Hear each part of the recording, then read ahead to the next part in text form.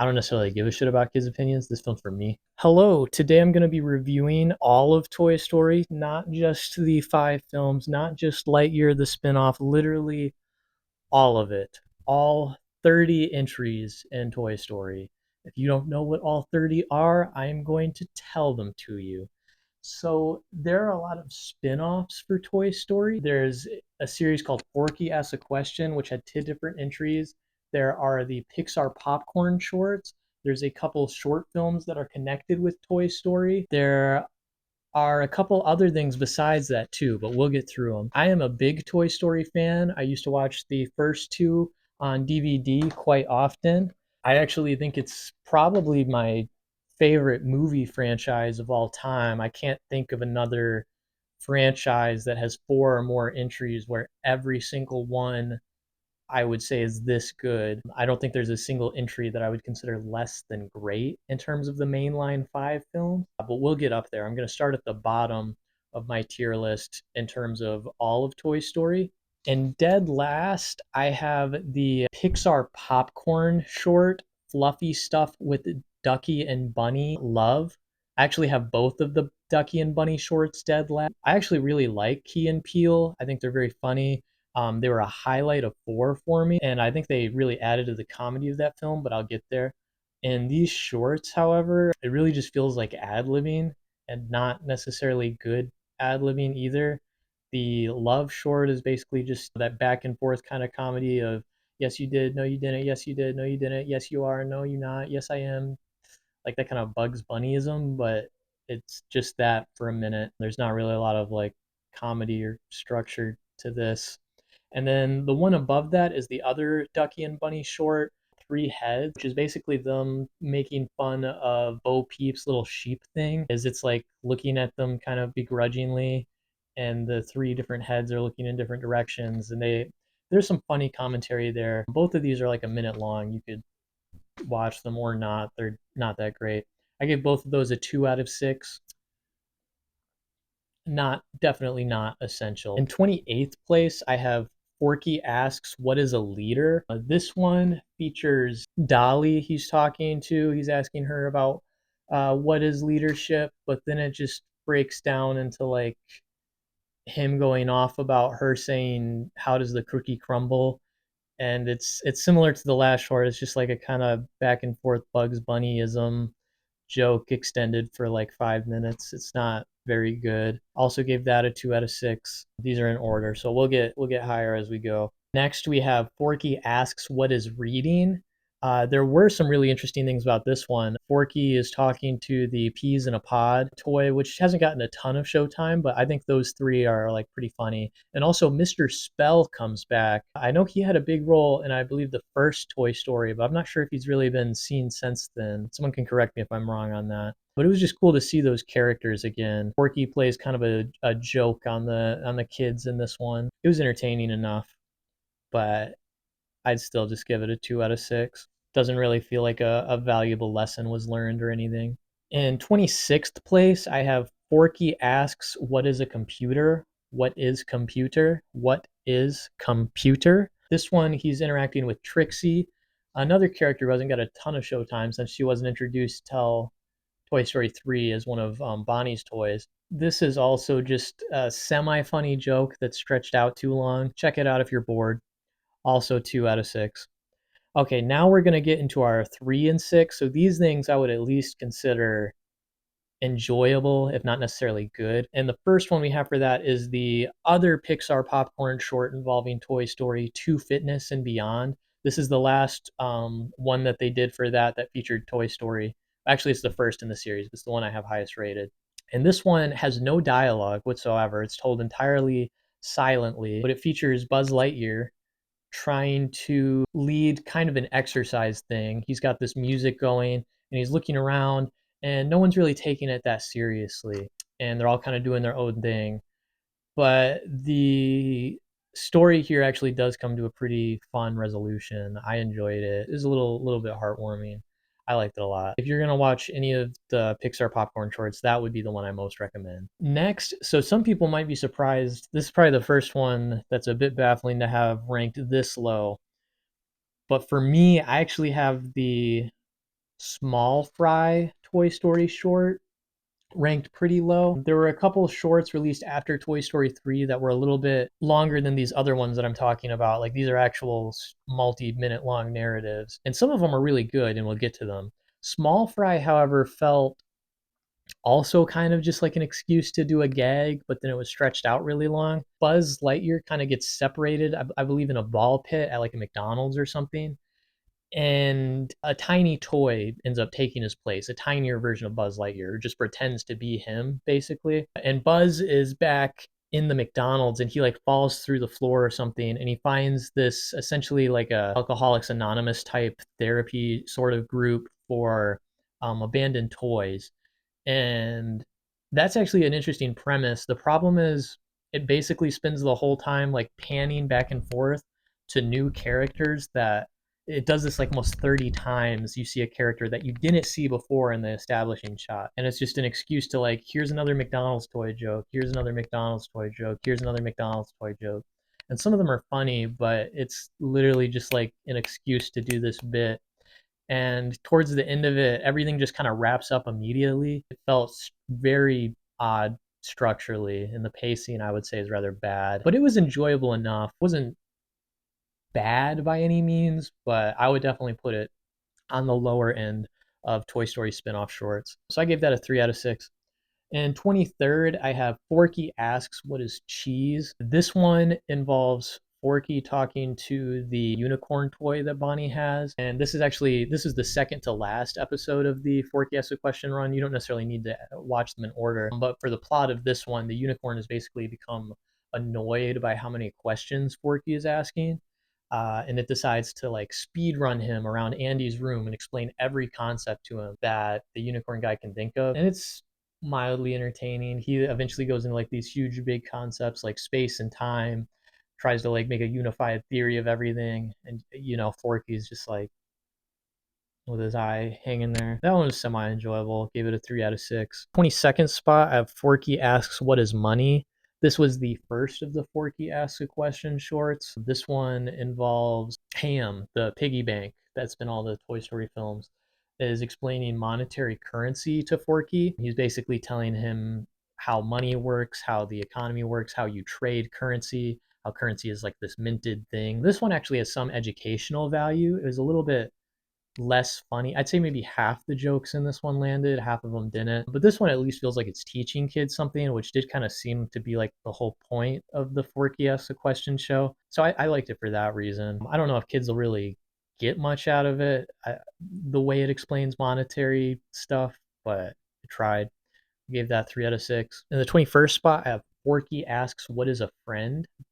That one was very funny. That Forky Asks a Friend is actually among the hardest I've laughed in the whole series. It's not so much like funny throughout the short, but it builds up to a really stellar joke that had me audibly laughing. Again, this one doesn't really teach kids much, and it's not really that heartwarming either, but it definitely has a very big laugh at the end. In the 20th spot, I have Forky Asks What is a Pet?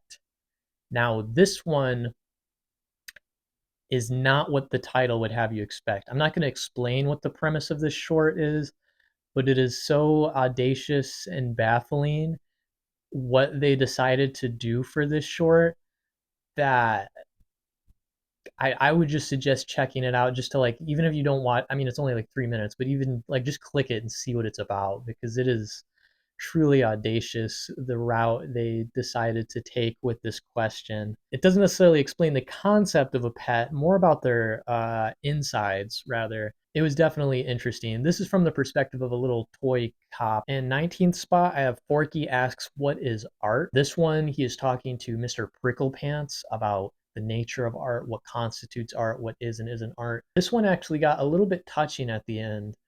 Forky has a bit of an epiphany, and it got to me a little bit. So that one that raised it up a little bit above the other Forky ones for me. Again, I'm 3 out of 6. People might hate on me for having this low, but we are going to get into our first actual film for the Toy Story franchise. In 18th place, I have Lightyear.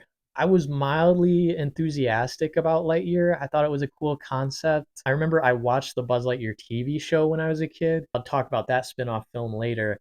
And I remember really liking it, and I was hoping it was going to call back to that, but it mostly pretends it doesn't exist.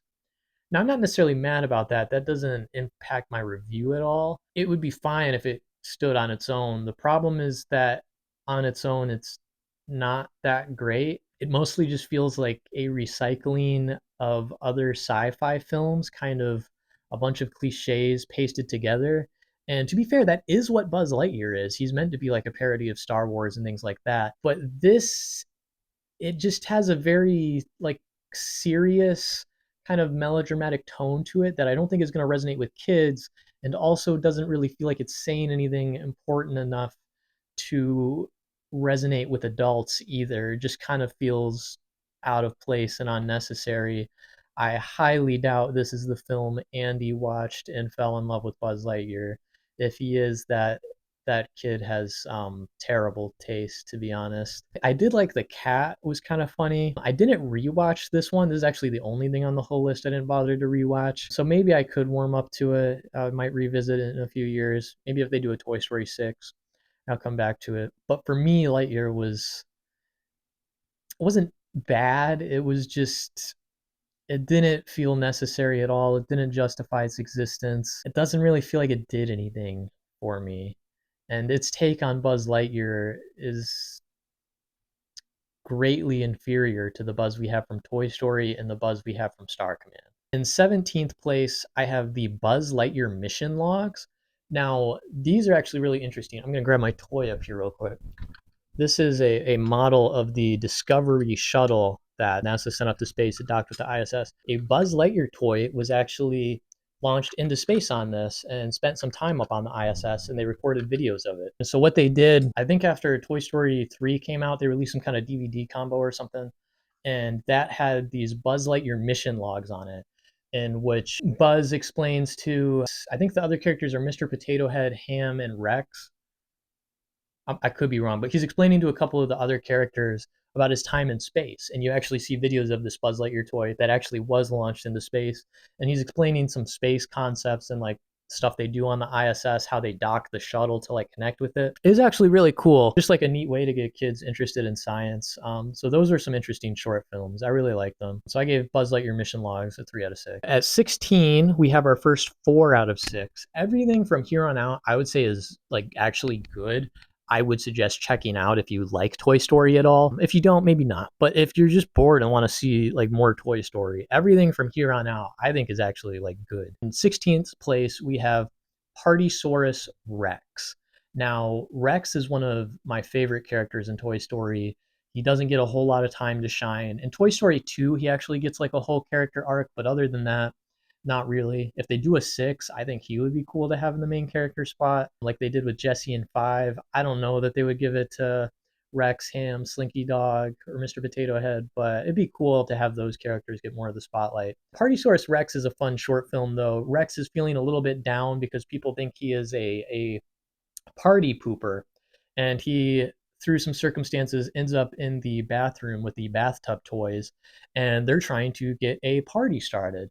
So he sees kind of an opportunity here. And this one's really fun. It goes kind of off the walls. I don't know that Rex necessarily learns a lesson in this. It kind of feels like he doesn't, but it's still a lot of fun. I had a smile on my face through this one. It was just good to see Rex. Definitely recommend. In 15th place, I have Forky Asks, What is Time? So this is another one where Forky is talking to Rex. So Rex again gets a chance to be in the spotlight, and he's asking Rex what time is. And Rex is talking about the dinosaurs and how time changes and how sad it is. And Rex has a bit of an existential crisis, which is really interesting.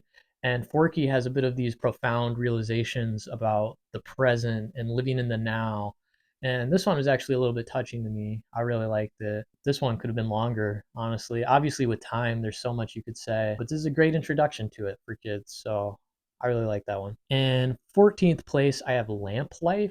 So this is a Pixar short that released after Toy Story 4, and it is from the perspective of Bo Peep. It's showing what happened between Toy Story 2 and Toy Story 4. And Toy Story 3, we learned that she was sold in a yard sale or something. We learned that she's not there for some reason.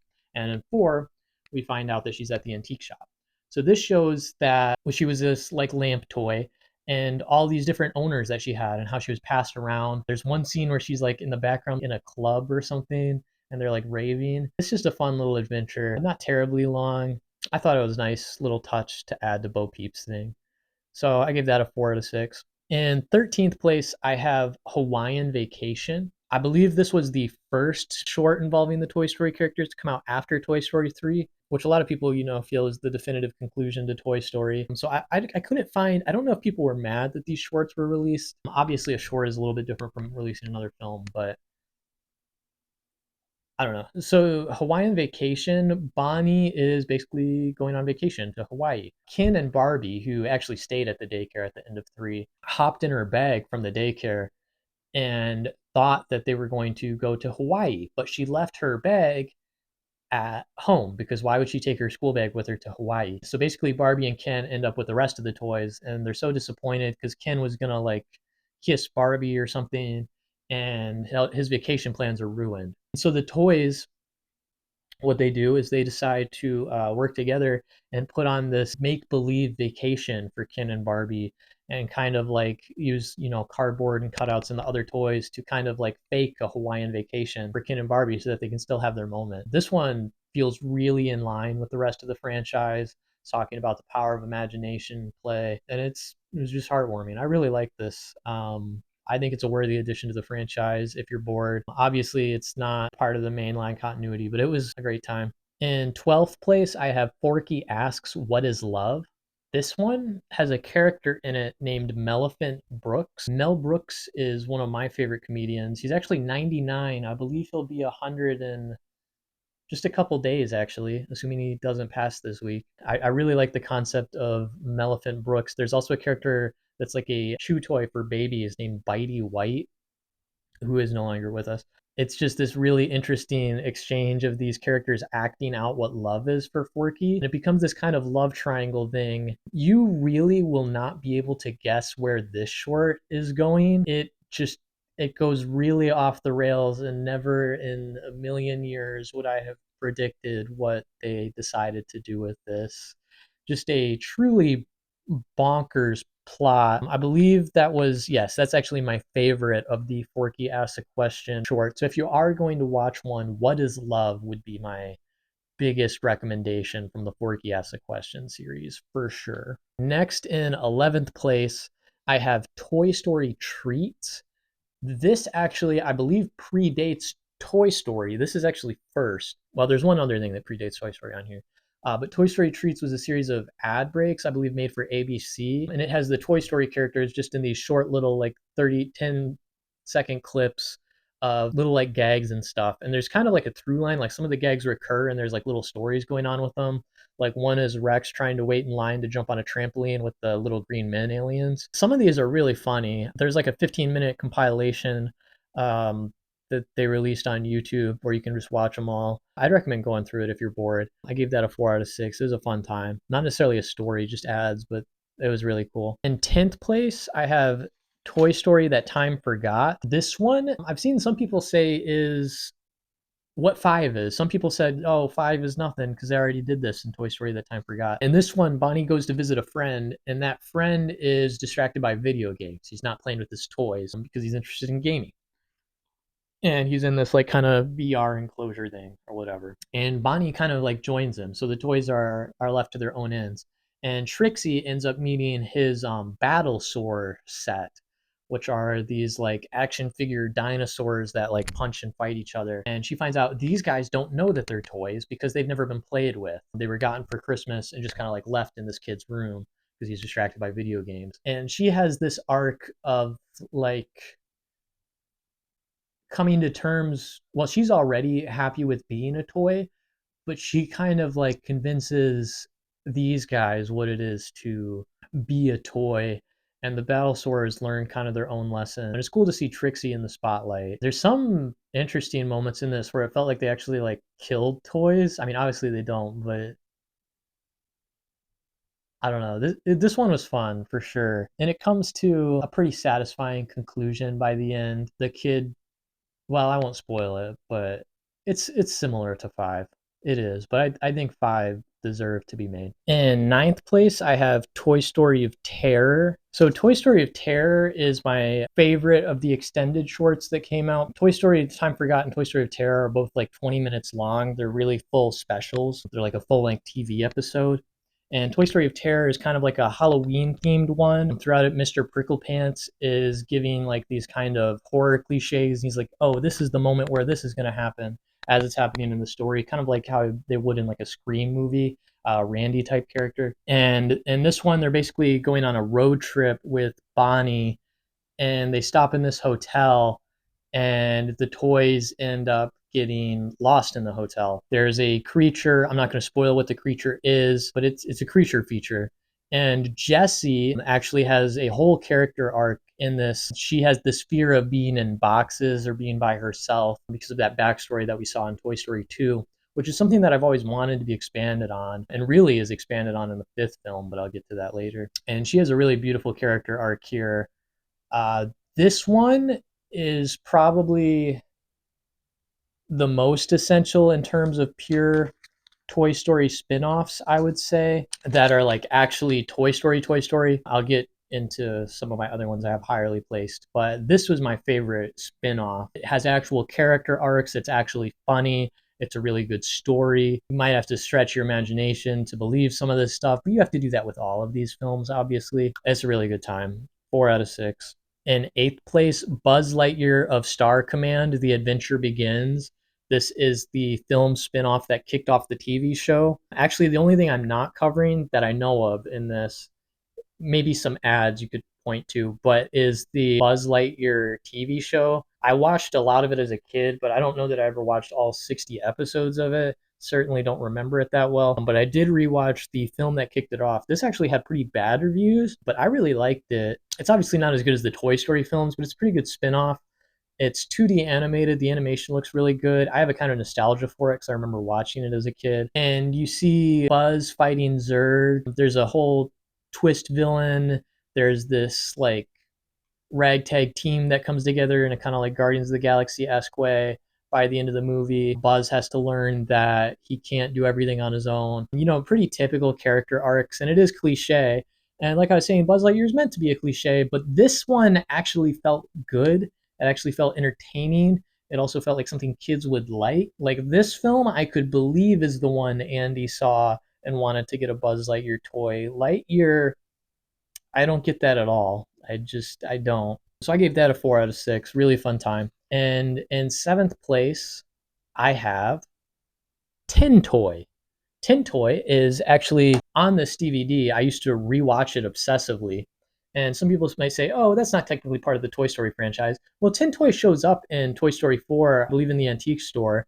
And Tin Toy was actually originally going to be the protagonist of this film. Tin Toy was kind of like a proof of concept case for John Lasseter that this kind of thing would be possible to animate a full-length feature film.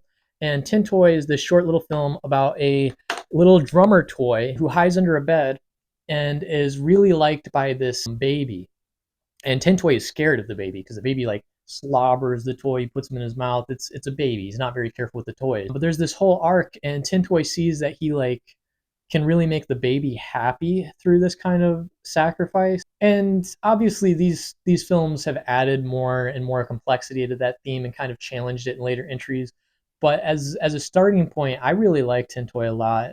I liked it as a kid a lot. I would sometimes put Toy Story on just to watch that short film. A lot of people say, oh, the baby is creepy and ugly. Well, yeah, it's one of the earliest computer animated visuals. But outside of that baby, I still feel like it looks pretty good. The toys look great. Number 6, this one, some people are really going to challenge me on. So Tin Toy, I gave 5 out of 6. Everything from here is great. Great stuff that I think everyone should see. 6th place, I have Jerry's Game. Some people will say, oh, that's not Toy Story either. Jerry from the short Jerry's Game is the guy who repairs Woody in Toy Story 2. He's the guy that Al calls to repair him. And if you actually pay attention in Toy Story 4, the old lady at the antique store has a picture of Jerry in the back. And some people think that the antique store owner in Toy Story 4 is actually Jerry's wife. So Jerry is pretty connected to the Toy Story franchise, I would say. And Jerry's Game is just a really fun short. It's this old man, and he's playing a game of chess, and you realize that he's playing chess against himself. He's slowly going back and forth the opposite sides of the table, but it just gets more and more over the top with it, with him like reacting to the things that he's doing to himself. It's hysterical. I love this film. It's really fun to watch. I would recommend this to anyone. This is actually one of my favorite Pixar shorts that Pixar has ever done. Obviously, they still do shorts, but a lot of them are just free Disney Plus now, which is a little disappointing. Jerry's Game, I think, is one of their standouts. If we're going to rank Pixar shorts, that one is high up there. My top five films, being that I haven't named any of them, you can probably guess my top five are all of the Toy Story films. This is probably going to be my most controversial opinion on the whole list, and I just want to preface with the fact that I love this film. I love all of these films. There's not a single mainline Toy Story entry that I don't like. However, a lot of people have this film as their favorite and are very passionate defenders of it, and I totally understand why.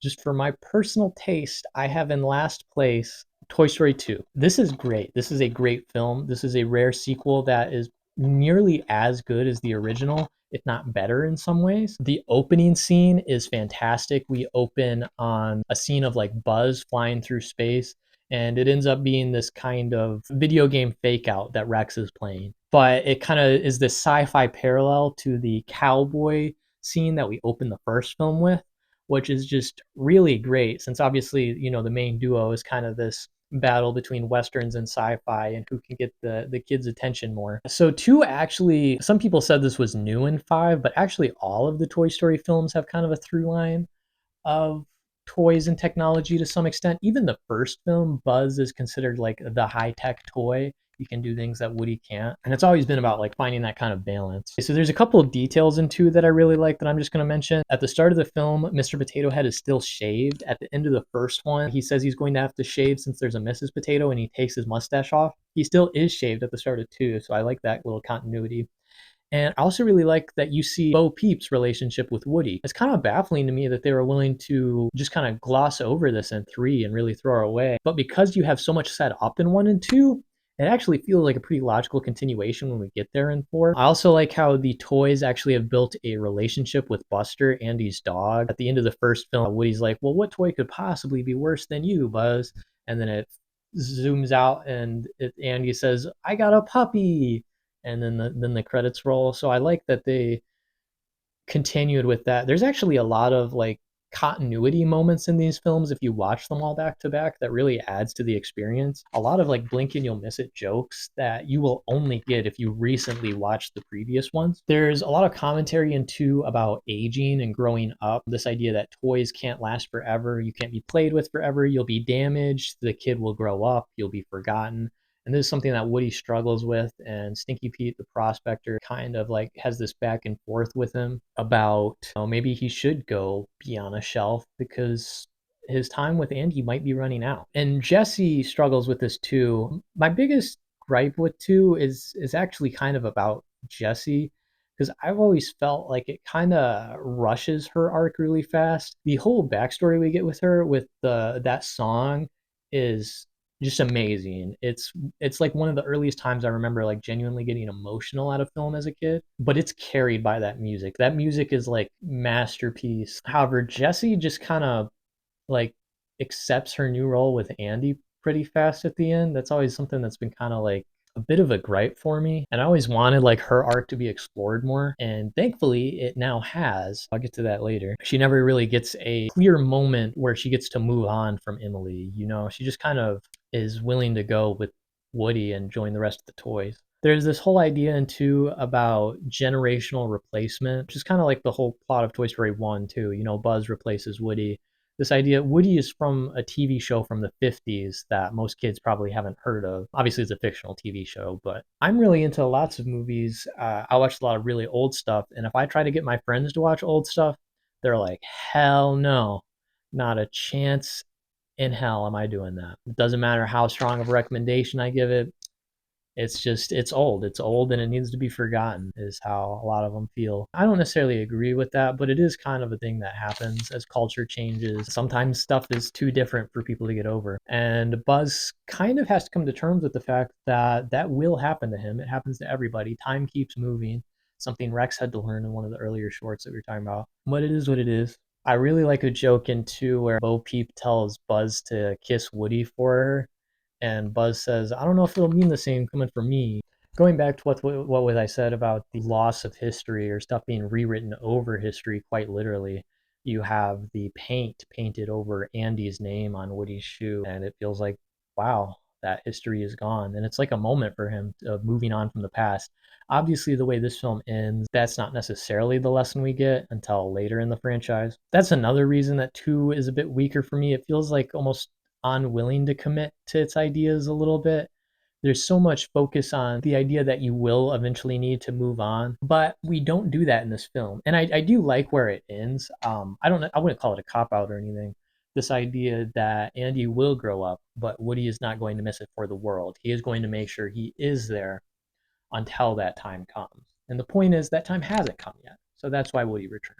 The whole B plot with the characters in the superstore is just kind of like a way to easily introduce a bunch of new characters. That is probably my least favorite way characters are introduced in the Toy Story franchise. I think all of the other 4 films do that a bit better. But yeah, 2 is a fun time. I do really like it, even though I have it in last place. And I like Jessie. Jessie is really does add something to the franchise, a toy who has been abandoned by a previous owner. And she adds this kind of like texture to the theme that the franchise really continues to explore and has gotten a lot out of, especially with 5. In 4th place, I have Toy Story 4.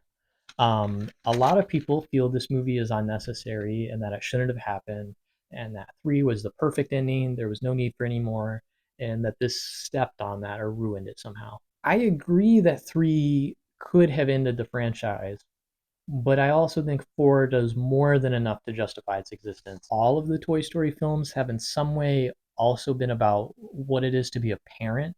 In many ways, the toys are a parallel to parenting a child. And Toy Story 4 is about an empty nester. 3 ended with Andy going off to college. 4 shows that Bonnie, well, Woody can be there and she has fun with him. Bonnie doesn't need Woody. Bonnie is not Andy. She is a different person, and Woody is not as essential to her as he was to Andy. That kind of gives him a crisis because he feels like his whole purpose is built about raising kids. And the whole movie is about him having this arc and learning that no, he can go out in the world and have purpose beyond that. And his ultimate purpose that he does find does tie back into being a toy and helping kids. It's just a broadened scope beyond what he originally had, and it's a bit different from the life that he saw for himself. And I really love this film. I think it's important. I think it is necessary, and I love it. I'm also a very big fan of Carney shit. Anything with fairs or amusement parks, I love. And 4 takes place in an amusement park, so big surprise. I love it. I really like Ducky and Bunny, the Key and Peele characters. I think this is on the funnier end of the Toy. Well, maybe not. I'll say those 2 characters are definitely on the funnier end of Toy Story characters. Gabby, I'm a little bit mixed on. I do like that she finds redemption. She's a bit different from Sid, Stinky Pete, and Lotso, which are all just kind of irredeemable villains. So that kind of added a little bit of texture with it. I've seen some people be mad that she takes the voice box from Woody and deserves some kind of punishment for that or something. I don't you don't have to punch people who hurt you. I don't. This is such a weird opinion. I don't agree at all. I also really like how 4 ends with this kind of goodbye, and I feel like some people think 5 steps on this. I don't necessarily agree. It's not like Woody was saying he would never see these guys again. It's just that he's moving on. His place is no longer with them. He's going off to do his own thing. That doesn't mean goodbye forever. I don't think it has to either. So I didn't necessarily feel that way about 5 either. I also really like Forky as a character. I know some people don't. I think he's hysterical. The final mid credits joke on this when he meets his wife Knifey, I audibly laughed quite hard, which I don't do often. So that was a good time. I really like, spoiler, how one of the closing lines, Rex asks Buzz if Woody is now a lost toy, and Buzz says, not anymore, because he's found his purpose, he's moved on. And that's really beautiful, I think. Third place, I have Toy Story 1, the film that started Pixar, that started CGI 3D animation as a whole, really. Obviously, lots of shorts existed, lots of effects were done with computer animation. This is the first full-length feature film that is entirely animated on a computer. And unlike several other instances of technology being introduced on film, well, pretty much always people hate it. Technology is always hated throughout art history until examples are made that come around that really show the scope of what you can do with it in an artistic way. Usually, when truly innovative artists get a hand of it. 3D animation was really lucky because they came right out of the gate with this film, which is fantastic. Some people might not think it's the best thing ever, but it's pretty dang hard to call this a bad film. Pretty much instantly proved the case for CGI animation, which was great. And I love this film starts with a sequence of Andy playing with his toys. Mr. Potato Head is like it's like cops and robbers. You have Woody the cowboy coming in to save the day, just starting right off the bat with that kind of imagination. The toys coming to life really kind of proved it's something that works better in 3D animation, probably more so than it would in 2D, and definitely better than it would in live action. So the whole first Toy Story film is about this fear of replacement or abandonment. Obviously, all of them are about that, but Woody is upset that Buzz has essentially replaced him and become Andy's new favorite toy. And he has to come to terms with that. He has to learn to set aside his ego and grow as a person. They spend a lot of time in Sid's house, the kid next door who likes to torture toys. There's some stuff in this film which would probably be considered really creepy for a kid's film by today's standard, but I really like it. It's cool to see the spider baby and the fishing hook girl. I also really like the arcade setting at Pizza Planet that they spend a chunk of the film at. I would love to go to a Pizza Planet. The kid in me wants to go there. It's also about accepting who you are. Buzz has to come to terms with the fact that he is a toy. He's not a space ranger, and that's a difficult thing for him. And we also learn a lesson about looking past people's appearances. They think that Sid's toys are cannibals or monsters, and they learn that no, they're actually just fellow toys. And Sid, I think, learns the ultimate lesson here, which is to respect private property and to take care of your commodities, really. A very materialistic view of the world that we absolutely need more of. The final scene of Toy Story, I think, is fantastic. It ends near flawlessly. Buzz and Woody have a moment and they fly to infinity and beyond. This is a fantastic film. It still holds up well today. I think the toys look great. I think the scenes look great. The only thing that I think has aged badly is the humans. And even them, I don't think look that weird. It's just kind of a different style. I think Toy Story remains a absolute fantastic film, 5 out of 6. And number 2, I have Toy Story 5, the new one. Most people probably wouldn't rank this high, but I do, and I will, and I stand by it. There is a scene in this film in which I did not get misty-eyed. I hard cried. I had genuine tears rolling down my face, which has happened maybe 10 times from media ever in my entire life, and probably 3 or 4 of those 10 times are just from One Piece. So this is not something that media easily does to me. This moment is structured so well, so beautifully, and it calls back to something that I have wanted to happen since Toy Story 2, and it does it perfectly. It is a beautiful moment. I highly suggest you go see it in theaters. As for the rest of the film, it is also really good. The commentary on technology is surprisingly nuanced. I didn't know if they were just going to have kind of like grandma take, oh, tech is bad. No, it actually, I mean, this has always been a really thematically rich franchise that's willing to challenge its own ideas. So I should have expected more from it, but it posits ways that technology does improve kids' lives, while not at all shying away from ways that it inhibits connection and can hurt them. It feels like a very honest portrayal. And a lot of the stuff we see with Bonnie is really moving. This is probably one of the most character driven in terms of the actual kid. Bonnie gets a lot of screen time here. She is genuinely a character who the story revolves around. She's not someone who is just there, like Andy was in a lot of the first three films. Lily Pad is not necessarily a villain, but is a whole new paradigm.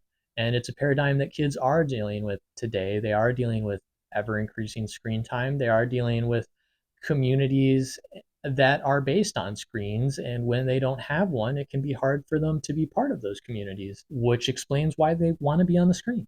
And this movie, it doesn't deny that, and it doesn't necessarily say it's a great thing either. The movie really hammers down on the importance of play and imagination, and I really like the conclusion that it ultimately gets to. I've seen some people say that this is the most scattershot of the Toy Stories because there's a plot that is fairly disconnected from the other plots until later in the film. I mean, yes, I agree that that's true, and you can pretty much feel that it's going to be some kind of ex machina that'll be important in the ending.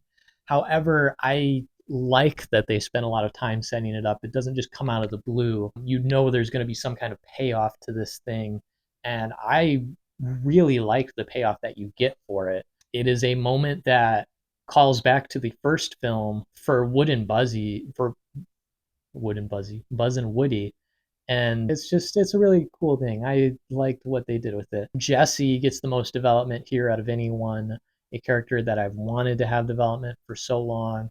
She really gets her moment here. I like the older Tech toys that they show because they also show Tech has been abandoned as well. Tech isn't necessarily a new thing at this point. They show some like 2000s era Tech toys, and one is Smarty Pants, voiced by Conan O'Brien. I didn't think I was going to like this character, but the voice work was just really exceptionally good and kind of won me over instantly. There's some jokes that I definitely laughed at with that character in particular. It was a really good film. I saw this twice already. I saw it twice in 1 week. I saw it with one of my friends, then I saw it with another one of my friends and his kid. To be fair, his kid said that the film was long. There's only 100 minutes, but the kid thinks it's long. I don't necessarily give a shit about kids' opinions. This film's for me. I don't care about that PG rating on it. This is for me. They made this for me, and I liked it. And I'm not gonna feel ashamed about that. I don't really give two shits about what the kid thinks. But Toy Story 5 was great. I had pretty high expectations and it exceeded them. I am just really happy that this franchise has not missed yet. And I'm not necessarily against them continuing it if they want to do a Toy Story 6. I only ask that it is as good. Once the quality starts dropping in these mainline entries, that's when I'm going to be really upset that they've kept going. But that has not occurred yet. And maybe, hopefully, it never will. Masterpiece. And in first place, I have Toy Story 3. This film is beautiful. I understand why people wanted it to be the end of the franchise. The opening is great. We open with the Wild Wild West thing, similar to the first one, but now reimagined. And we see it from Andy's point of view. There's a joke with Slinky Dog being like a force field, but you actually see the force field. It's just like imagination taken to the max. I love this. Then we get a whole camcorder scene of Andy growing up, and it's set to the Randy Newman song, but it's kind of ironically, because as we get to that line, our friendship will never die, the camera fades out, and it's kind of dark all of a sudden. It's like something did just die. And we realize we're now in the present. Andy is 17 years old. He's now ready to go to college, definitely not playing with his toys anymore. It takes a much darker turn all of a sudden. Most of 3 takes place at a daycare center called Sunnyside. And to be fair, this is actually one of my least favorite settings for Toy Story. The carnival is my favorite setting. Sid's house is really great. The collector guy in 2 is okay. But the daycare, if you had told me this film takes place in a daycare, that would not have been a selling point to me for sure. But it is a really great comedic moment, and what I like about it, especially for this third film that completes Andy's trilogy, it gives every side character a chance to shine. All of the other characters get something to do in here. They all have memorable moments. I really like Mr. Potato Head has this arc as Mr. Tortilla Head. Maybe the only thing I don't really like is that Buzz spends a lot of the film being not himself. Buzz is probably the most mishandled character throughout the Toy Story franchise. I don't think they've done anything that outrageous, but I can understand some of the criticisms people have had. And in this film, he spends a lot of it being not brainwashed, but in like a Spanish setting where he doesn't know who he is. And that's a little sad for, what was originally going to be a final film. But he definitely still gets his moments. Lotso is maybe a little bit derivative of Stinky Pete, but definitely unique in just how evil he is. He's willing to go a lot further than the prospector. I really like this coalesces into kind of a scene at the junkyard where the toys are going to like fall into a pit of fire, and Lotso really has a chance to redeem himself here, and he doesn't. And I'm glad he gets a kind of karmic comeuppance. He ends up being taken by a trash man and stuck on the front of a trash vehicle with bugs flying into his mouth. And the toys, as they are falling into this incinerator, all say this kind of like this heartfelt goodbye to each other. It looks like they might die. They don't. We get a really clever ex machina involving the claw and the little green men, kind of a callback to the first film. Some people might not like this, but I did. I really liked this. It was goofy in the right ways.